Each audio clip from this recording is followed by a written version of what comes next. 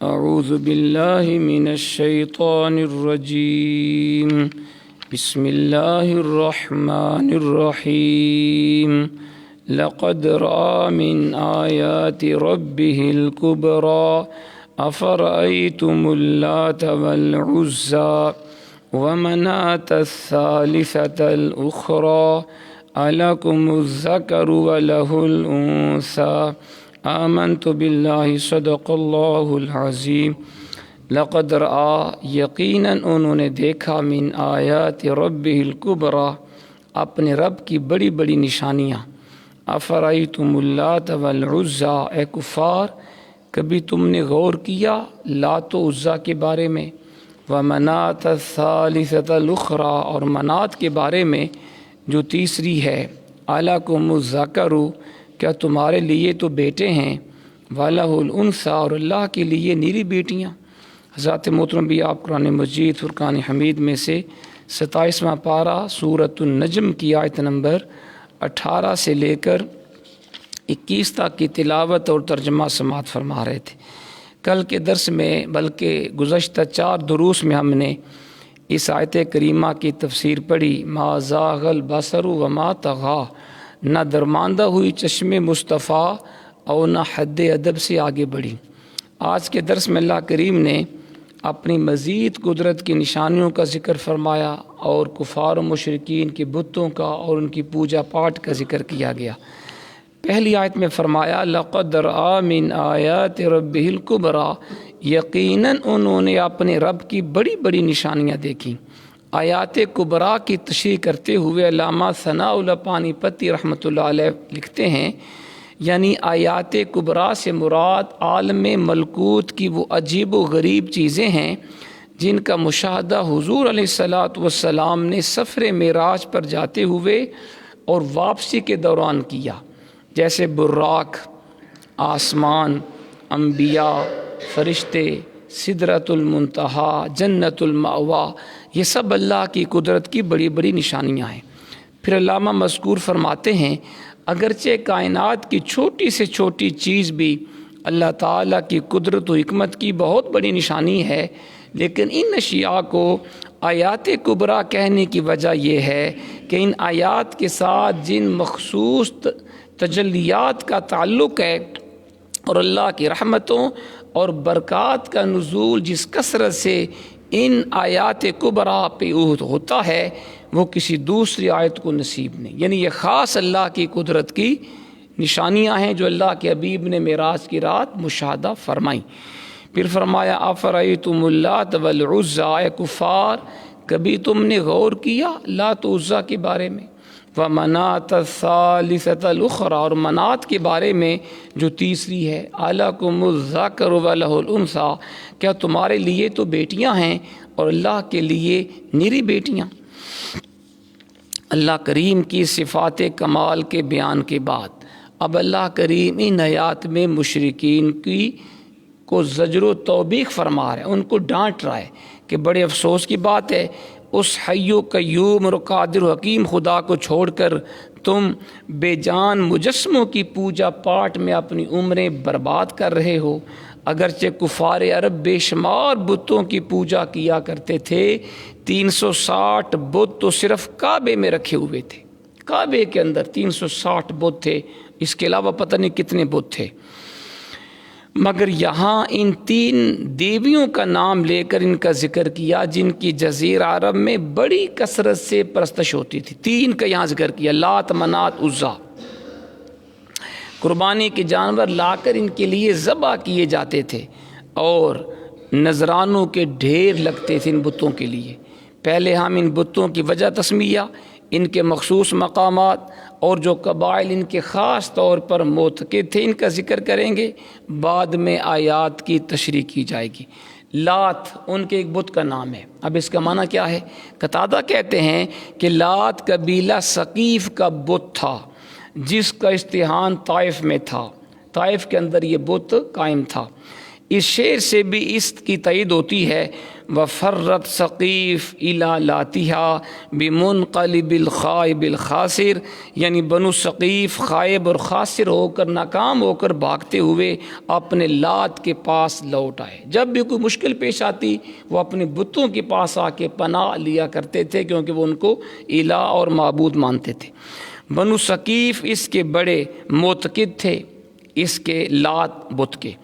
جب ابرا کا لشکر کعبے کو گرانے کے ارادے سے مکہ جاتے ہوئے طائف سے گزرا تو انہوں نے یعنی بنو ثقیف نے اس سے راہبر مہیا کیے، کیونکہ وہ مکہ جانتا نہیں تھا وہ کہاں ہے، تو انہوں نے بندے بھیجے کہ جو ہم آپ کو بتاتے ہیں کہ خانہ کعبہ فلاں جگہ پہ ہے، تاکہ ان کے بت لات کو وہ گرا نہ دے۔ اپنے بت کی، اپنے خدا کو بچانے کے لیے انہوں نے بندے بھیجے۔ کتنے عقل کے اندھے تھے، وہ بھی کوئی خدا ہے جس کو بچانے کی اس کے پوجا کرنے والوں کو ضرورت پڑے۔ لات کے ماخذ کے بارے میں علماء کے متعدد اقوال ہیں۔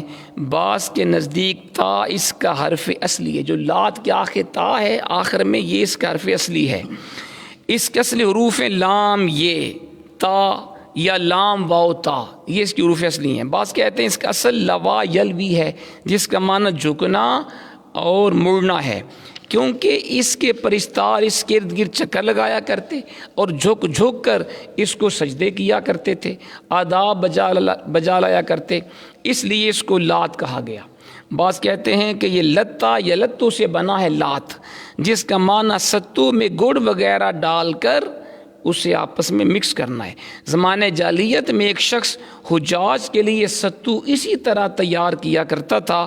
اس کے مر جانے کے بعد جس چٹان پر بیٹھ کر وہ یہ کام کیا کرتا تھا اس کی پوجا شروع ہو گئی۔ کتنے جاہل تھے، کتنے اندھے تھے وہ لوگ کہ وہ بندہ جہاں بیٹھ کر حجاج بن یوسف کے لیے ستو تیار کرتا، مر گیا تو اسی جگہ کی انہوں نے پوجا پاٹ شروع کر دی۔ کہتے ہیں یہ شخص طائف کا رہنے والا تھا، طائف کے لوگ زیادہ بدھو تھے، لیکن قبلہ پیر صاحب نے فرمایا مجھے ان تمام توجیحات سے علامہ راغب کی تحقیق زیادہ پسند ہے۔ علامہ راغب یہ لغت کے بہت بڑے امام ہیں، لکھتے ہیں اس کا اصل ہے اللہ، لات کا اصل اللہ ہے، ہا کو حذف کر دیا گیا، گرا دیا گیا، اور اس کے آخر میں تا داخل کر دی گئی تاکہ یہ مؤنث بن جائے اور اس چیز پر دلالت کرے کہ اس کا درجہ اللہ سے کم ہے۔ وہ اپنے گمان میں اسے تقرب اللہ کا ذریعہ خیال کیا کرتے، اس لیے وہ اپنے بتوں کی پوجا کرتے، کہتے ہم ان کو اللہ کیا قرب حاصل کرنے والا وسیلہ ہم اس کو مانتے ہیں۔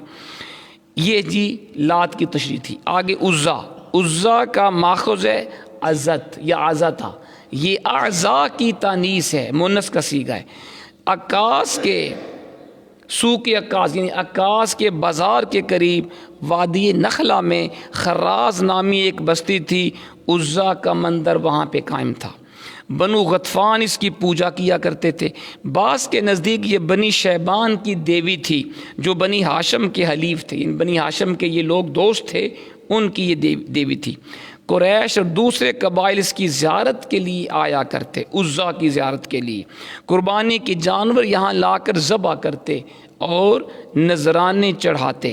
تمام دوسرے بتوں سے زیادہ اس کی عزت و تکریم کی جاتی تھی، عزا کی بہت زیادہ وہ عزت کرتے تھے۔ تیسرا بت منات، اس کا مندر قدیت کے مقام پر تھا جو مکہ اور مدینہ کے درمیان بحر احمر کے کنارے ایک آبادی ہے۔ یثرب کے اوس و خزرج کے علاوہ بنو خزاعہ بھی اس کے بہت زیادہ معتقد تھے۔ کعبہ کی طرح اس کا حج بھی کیا جاتا۔ اندازہ لگائیں جہالت کا، خانہ کعبہ کی طرح زمانے جاہلیت میں کفار قریش منات بت کا بھی حج کرتے تھے، اس کا باقاعدہ وہ جیسے حج کرتے ہیں اسی طرح اس کے مناسک بھی ادا کرتے، قربانی کے جانور بھی اس کے لیے ذبح کرتے تھے، اس بت کے لیے، منات کے لیے۔ حج کعبہ سے فارغ ہونے کے بعد جو لوگ اس کا حج کرنا چاہتے وہ وہیں سے لبیک لبیک کے نعرے لگاتے ہوئے قدیت کی طرف چل پڑتے اور وہاں جا کے منات کی پوجا پاٹ کرتے تھے۔ اگرچہ ان بتوں کے مخصوص منظر مختلف مقامات پر تھے جس طرح آپ نے ابھی سنا ہے، لیکن ابو عبیدہ کہتے ہیں کہ انہی ناموں کے بت کعبے کے اندر بھی رکھے ہوئے تھے، لات، منات، عزیٰ، ہبل وغیرہ، اور دوسرے بتوں کے ساتھ ان کی وہاں بھی پوجا پاٹ کی جاتی تھی خانہ کعبے کے اندر۔ علامہ ابو حیان اندلسی نے بحر محیط میں اسی رائے کو ترجیح دی ہے اور دلیل یہ پیش کی کہ احد کے میدان میں ابو سفیان نے بڑے فخر و ناز سے حضور کو کہا تھا، لنا العزیٰ ولا عزیٰ لکم، ہمارے لیے عزیٰ دیوی ہے، تمہارے پاس کوئی عزیٰ نہیں ہے۔ تو اسے پتہ چلا کہ کفار اور قریش عزیٰ، لات، منات کی پوجا پاٹ کرتے تھے۔ نیز افرأیتم میں خطاب کی ضمیر کا مرجع قریش ہے، قریش کو یہ اللہ نے خطاب کیا۔